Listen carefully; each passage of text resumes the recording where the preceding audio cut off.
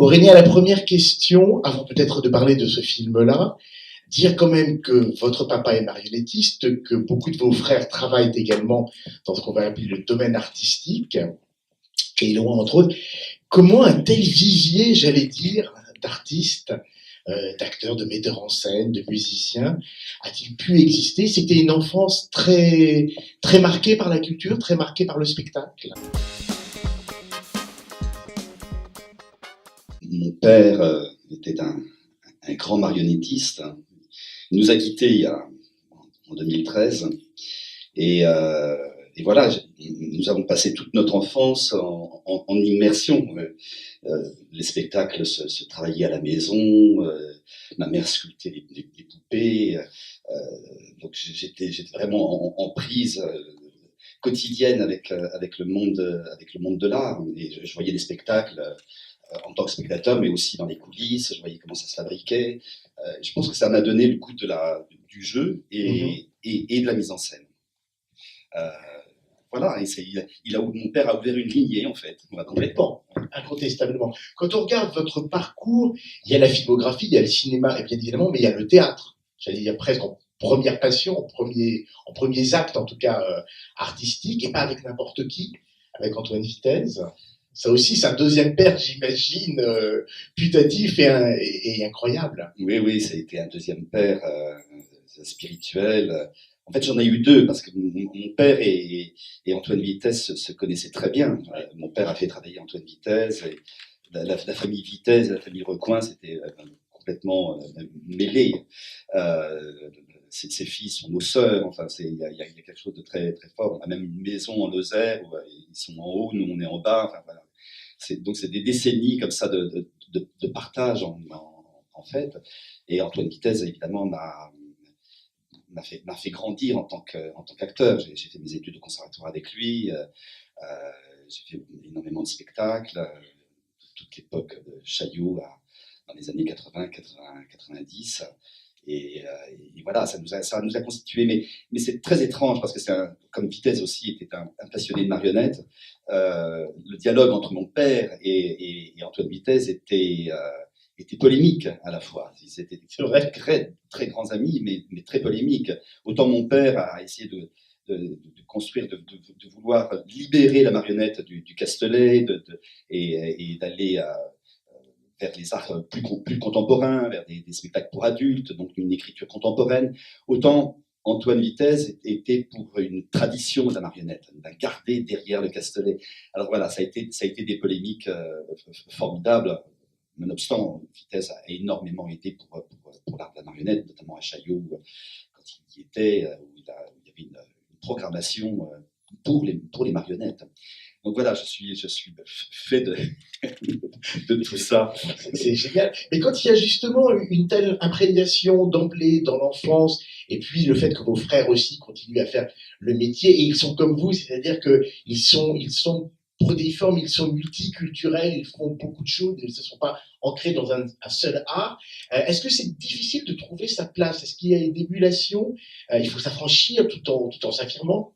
Oh, je crois que tous mes frères, on est 4 frères, ils ont tous trouvé leur place artistique. Mon frère aîné est à la fois peintre, montreur de marionnettes, montreur d'ombre, peintre en bâtiment, un grand peintre aussi, c'est un formidable peintre. Mon frère Éloi, donc là c'était l'aîné, c'est l'aîné. Éloi est directeur de l'Institut international de la marionnette à Charleville-Mézières. C'est un très grand metteur en scène de théâtre aussi. Grand metteur en scène, très grand traducteur de l'allemand et du norvégien. Il a beaucoup traduit Ibsen et Brecht. Et voilà, et c'est un formidable aussi écrivain.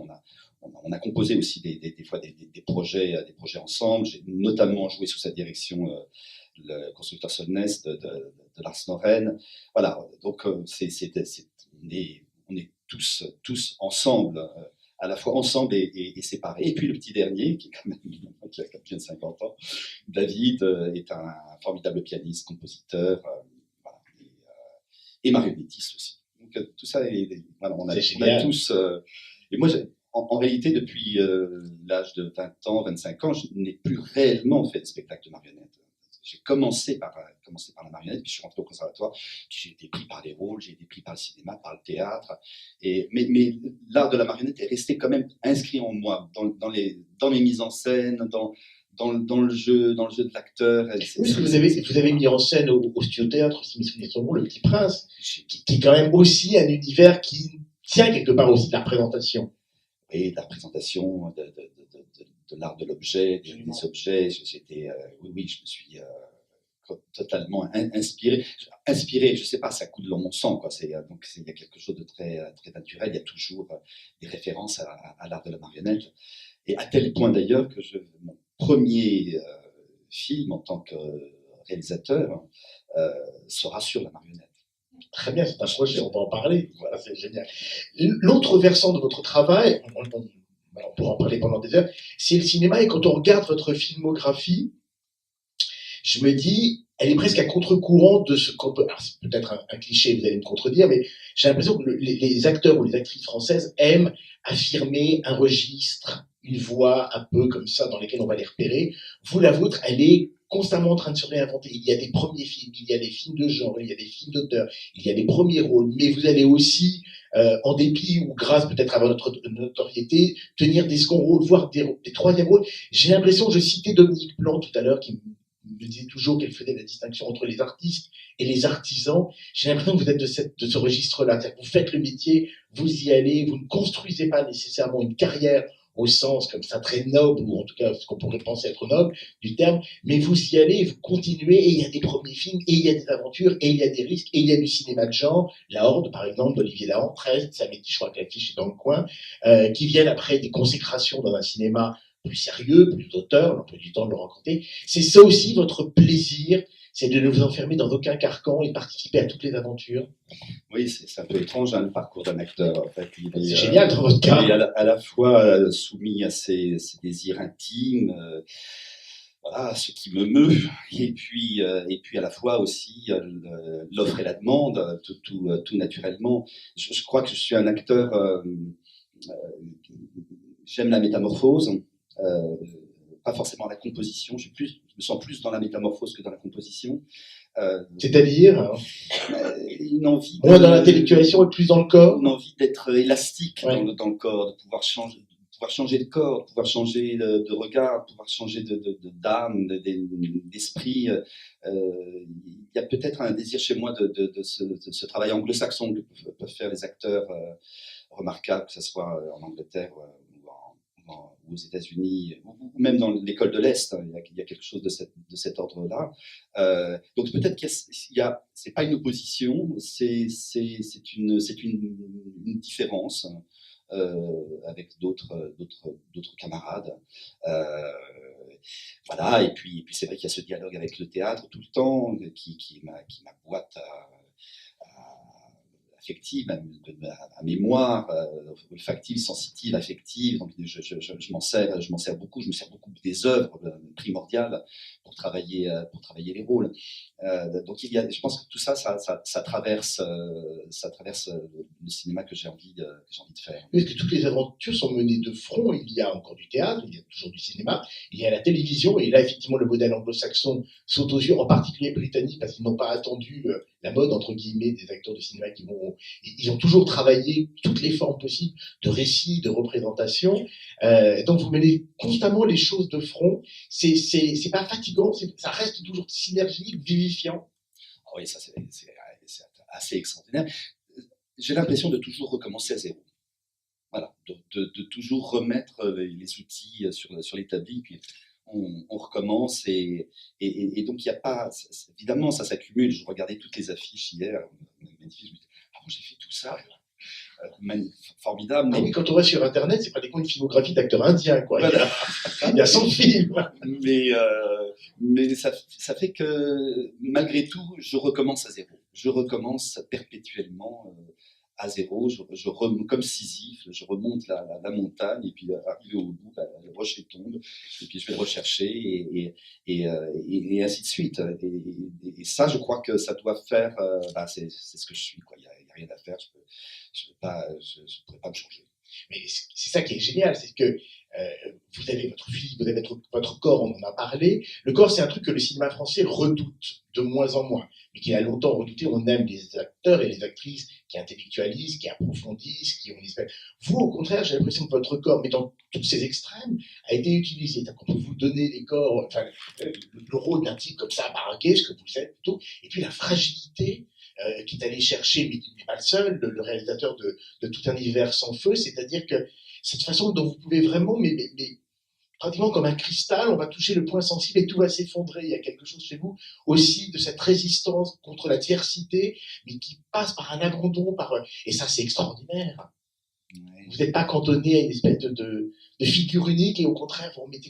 Je pense qu'évidemment il y a peu d'acteurs masculins qui ont à la fois votre force physique, votre apparence, et en même temps cette fragilité absolue. On a l'impression on devrait traverser l'écran pour vous prendre dans les bras et vous dire mais non mais on est là, tout va bien. C'est agréable aussi de ne pas être cantonné comme ça, d'être perçu aussi pour cette fragilité là. Je crois en tous les cas ce que vous me renvoyez évidemment me fait extrêmement plaisir et justifie cette façon que j'ai de travailler. Il y avait un critique, Gilles Sandier, qui nous a quittés. Il parlait d'un géant au pied d'argile. Voilà, c'est ça, peut-être que ça résume ça. C'est formidable. Géant au pied d'argile, donc avec une fragilité, ce qui m'a amené à jouer Édipe aussi, Édipe Tyran, Édipe à Colonne, avec Jean-Pierre Vincent. Je jouais aussi le fantôme d'Édipe dans Les Oiseaux d'Aristophane. Il y avait une trilogie entre Édipe Tyran, Édipe à Colonne et Les Oiseaux. Voilà, c'est sûr que ça. Il faut que ça continue. Voilà, il faut continuer. Donc je reprends mon projet et voilà, je continue à développer des projets de théâtre aussi et de cinéma. Notamment Cromwell. Je voudrais monter Cromwell de Hugo, qui est une pièce extraordinaire que personne ne connaît. Je vais dire qui est très peu montée, pour ne pas dire pas du tout. Il y a eu deux mises en scène, mais de 2h45, c'est une pièce qui dure 6 heures, il y a 26 acteurs, il y a 100 personnages. Dans l'économie actuelle du théâtre, c'est plus compliqué. Voilà, c'est plus compliqué, mais bien que depuis le Soulier de Satin, le Mahabharata, tout ça, voilà, ça se fait, ça peut se faire. Mais voilà, je suis aussi pour ces grandes épopées extraordinaires. Alors, parlons quelques minutes de Tout un hiver sans feu. C'est en 2004, c'est un premier film, en tout cas, il a réalisé Greg Zlinski. Je vous laisse, hein, là, sans aucun problème. Il vous propose le film, c'est un film... là aussi, il y a une dimension sociale chez vous très marquée. Le cinéma vient régulièrement aussi vous chercher, et on le reverra ce soir, pour quelque chose qui est une mémoire du corps prolétarien, qui est une mémoire du corps au travail. Donc là aussi, pour un corps au travail, et on le voit, c'est un cinéaste du concret, il dit que... Christophe Kielowski l'a aidé justement à aller au cinéma concret, au cinéma de la concrétude et de la réalisation. Il vient vous chercher, c'est un premier film, c'est une aventure. Pourquoi est-ce que vous acceptez le scénario? Ouais, à chaque fois, qui n'est pas de lui en plus. Hein. Qui n'est pas de lui. Voilà. Qui n'est pas de lui. Sur lequel il a travaillé. On a beaucoup retravaillé parce qu'on a eu des séances, des ateliers en Suisse.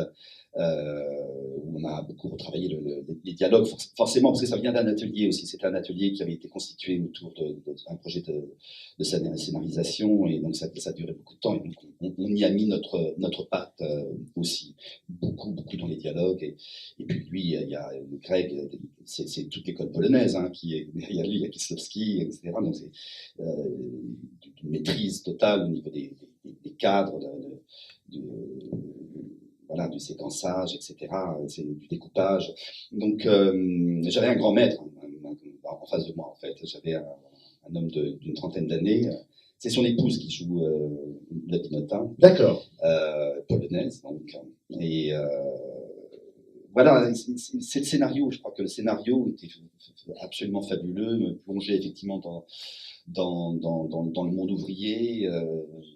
La fonte, la fonderie, c'était quelque chose d'important. Et la ferme, le milieu de la ferme aussi. Donc, c'était pas si facile pour trouver ce corps-là, justement. Et sans en faire un cliché non plus. Sans jouer le cliché ni de l'ouvrier, que je ne suis pas, et du fermier, que je ne suis toujours pas. Donc voilà, il y avait quelque chose ce dialogue-là qui était très, très, très, très, très important. Pour moi, les gestes, vous reverrez ça ce soir aussi dans Souffler plus fort que Oui, la mer. absolument. En tant que pêcheur, il y a ce plaisir immense des acteurs d'apprendre finalement et de devenir pour quelques moments un métier, constituer un métier, faire corps à un métier. C'est formidable. C'est un film très en équilibre parce que j'ai l'impression qu'un des thèmes principaux qui est ce deuil impossible qui va finir par se faire et qu'incarne vraiment Marie Matron, c'est une actrice extraordinaire et je suis ravi de l'avoir revue, mais on a l'impression que la logique aurait voulu que ce soit elle le rôle principal puisque c'est une mère qui a perdu sa fille dans des conditions plus que dramatique et tragique, elle va chercher le pardon, elle va chercher le propre pardon à sa propre culpabilité, mais le vôtre aussi. Ça devrait être le rôle principal, et pourtant c'est l'homme. Alors on se dit, et c'est formidable parce que vous devez mener justement de front. Vous aussi, il y a une culpabilité. Ce personnage-là aussi ne s'en remet pas, mais il faut continuer à reconstruire, il faut continuer à réédifier les choses. C'est un rôle absolument magnifique qui ne sacrifie pas les rôles féminins pour autant, mais voilà. Et qui mène de front plusieurs combats. En fait, ce qui m'a mené dans ce rôle, effectivement, la culpabilité, mais ça ne me semblait pas suffisant.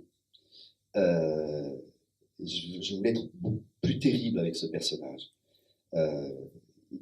Il n'a pas réparé ce boîtier, cet interrupteur. Et pourquoi on ne répare pas les choses en temps et en heure pour éviter les catastrophes? Qu'est-ce qui fait qu'on met au lendemain ce qu'on peut faire le jour même?